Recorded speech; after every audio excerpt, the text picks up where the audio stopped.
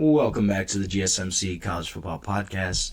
Just talked a little bit about some of the running backs in this draft class, guys that I like a lot. Now we're going to talk a little bit about picks 6 through 10.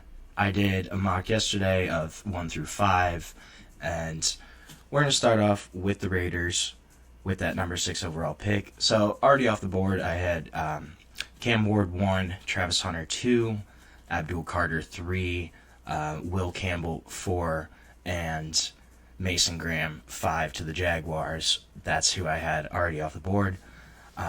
Number 6, I think this pick has been pretty much locked in. I'd be really surprised if it didn't happen. I have Ashton Jeanty going to the Las Vegas Raiders. I just think it makes too much sense here. You have new head coach Pete Carroll, who has historically relied on a strong running game, wanted a strong running game for his teams. You look at guys like Marshawn Lynch in Seattle, he really relied on that running back, and I think this is a move, a fit that makes a lot of sense.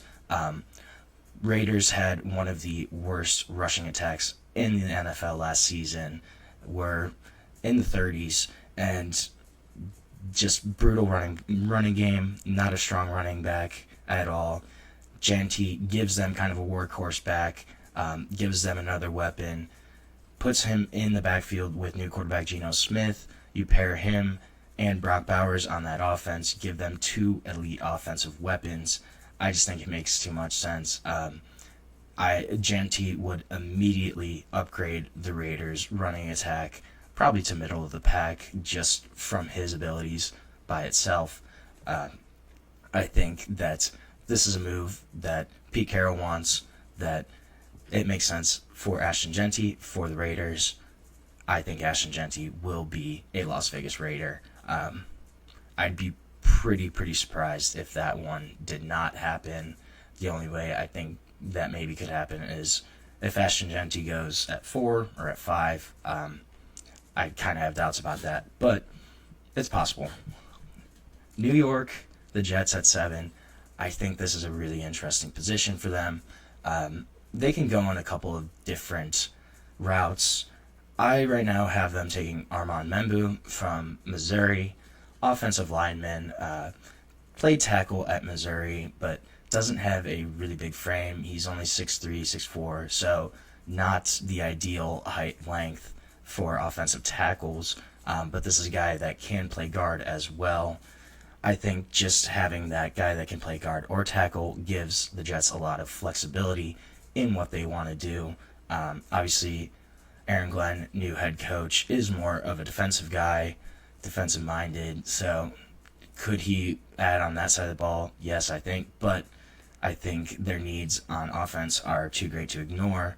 Aaron Glenn also, he was with Detroit. He saw firsthand how having strong offensive line play can correlate to team success.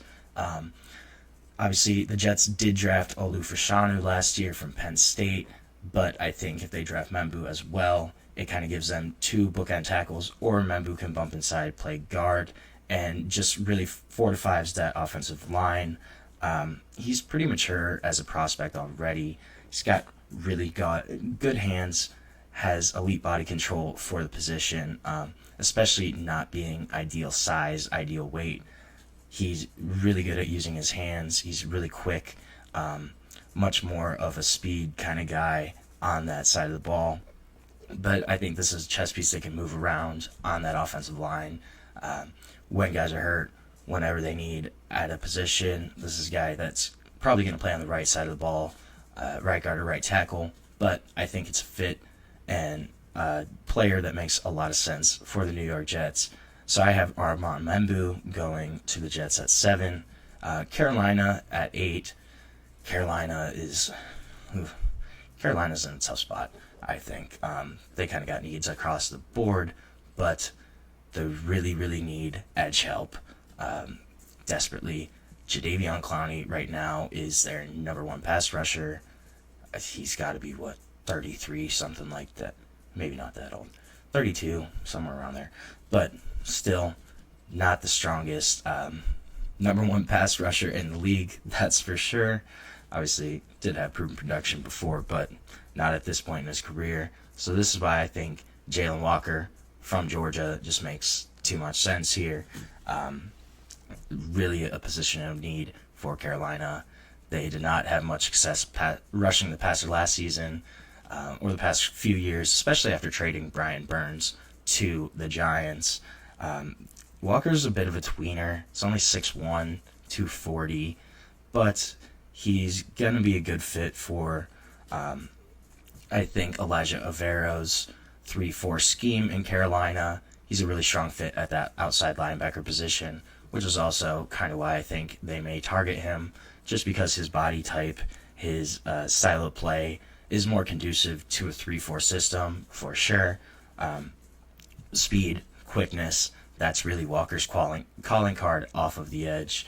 He had 6.5 sacks, 11 tackles for loss last season, so did have some production rushing the passer, but this is a guy that he can be moved around in a lot of different packages, really versatile. Wasn't a full-time defensive end kind of in high school or really at Georgia, transitioned more so last season at Georgia, but this is a guy that's got a lot of growth potential. Still had some solid production, but I think a guy that can grow into that edge role, especially if he adds to his frame a little bit, adds 15, 20 pounds, a little more power. It's a move that I think could be a really good fit for Carolina. A guy that I think just makes sense for them overall. Now, 9 is really interesting. I honestly struggle with what the Saints are going to do because I have no clue. The Saints are a team that historically they don't want to tear down. They're not really a rebuild type of team. They're more of a retool type of team. You know, they've been in cap space hell for like 20 years, basically. Well, maybe not that long, but at least 5 to 10 every year. They kick their cap space, their dead cap, down the line, extend it for a couple more years, trying to get under the cap limit, and they kind of are all over the board in terms of what they can do, what needs they have. I had a different pick for them that a lot of people haven't been saying. I really think Shamar Stewart from Texas A&M could be a pick for the Saints. Now, they do need edge help. Cam Jordan, at the end of his career, pretty much. Not a lot of other guys out there. But this is a kid that's ultimate boomer bust prospect. The number that's crazy to me is he only had 4.5 sacks in college. Throughout his college career. Not in one season. Not just in 2024. In 3 years at Texas A&M, Shamar Stewart only had 4.5 sacks. I'm not super huge on him as a prospect. I just think this is a move that the Saints would do. Has a rare blend of traits, explosiveness. He looks like he's carved from granite.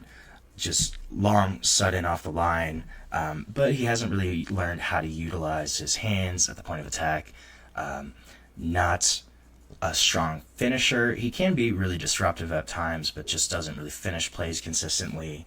And this is a guy that can be moved around in sub packages as an inside rusher, work against guards. But the reason I think that the Saints could pick him here is because GM Mickey Loomis kind of has a history of taking a chance on some of these more toolsy type traits, edge rushers. You look at guys like Peyton Turner, they drafted a few years ago from Houston, kind of similar, where more so traits, D-end, not a lot of proven production. Marcus Davenport, they also took previously in the first round in the past 4 or 5 years. This is another D-end kind of in the similar mold of traits, overproduction. I think that's a thing that Mickey Loomis kind of looks for, and I think it's a move that New Orleans could do. There's a lot of directions, though, that the Saints could go. I'm really curious, does Shedeur Sanders end up at in New Orleans at number 9? I don't really think so, but I think it's certainly possible. Do they go O-line help? Do they target a guy like Tyler Warren? I think this is a spot where the draft can really change, just depending on what New Orleans does, on what their decision is. it's going to be interesting to see where they're going to go, what Mickey Loomis is going to do.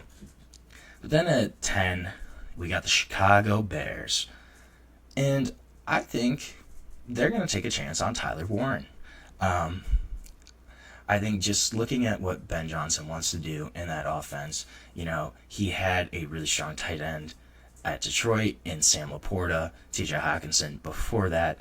And if you bring in a guy like Tyler Warren to add to that room that already has, Rome Odunze, Caleb Williams, there's a lot of other guys on that. And they retooled the offensive line this year, brought in Joe Thuney, a couple other free agent signings. But I think if you add Tyler Warren in this offense, Ben Johnson will love having this guy on his team. 6'6", but just a rare blend of size, speed, athleticism at that tight end position. Lined up all across the formation for Penn State this past year. Lined up at wideout, lined up at tight end, lined up at running back, lined up at quarterback. This is a guy that can play everywhere, and I think Ben Johnson would really love to have him and just be able to move him where he wants him in that offensive formation. Just his frame allows him to box out defenders, and then his big calling card is after the catch. This guy is elite after the catch, puts up a ton of yards after reception, really strong ball carrier when he's got it in open space. I think this could be a lot of fun if the Bears add Tyler Warren to this offense and then maybe get a running back in day 2. I think it's an offense that suddenly looks a lot scarier, a lot more formidable in that NFC North for the Bears. So right now we are going to take our second break of the show. When we come back, we're going to talk a little bit about the spring portal, some winners, some losers, and just what kind of is shaking out there. So we'll be back shortly on the GSMC College Football Podcast.